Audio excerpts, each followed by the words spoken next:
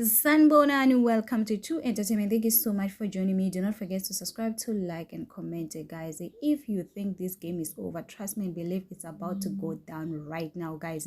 So episode Wodumo, she's much active on social media. On Facebook page, she went on to say, guys, imagine trying to bewitch your sister-in-law and then it backfire to your own brother. Please let us all install CCTV. According to this statement, Wodumo is saying that the sister was trying to wish her, it ended up going back to the brother, guys. So indeed, guys, it's very painful. She also posted another post, guys, that got me thinking, and she only say you only know 1% of it. I'm still on 4%, guys. It means like there's more we don't know about this situation, guys. There's a lot of things that we might end up seeing here, guys. So episode Wodumo is much active, guys. This video, I think it was taken in 2018, guys. So hi, ziyakhala manje, probably, guys. So if you think you're gonna play with date with Wodumo, guys, think twice, because she's not the kind of woman that you can play with, guys. Do not forget to subscribe, to like and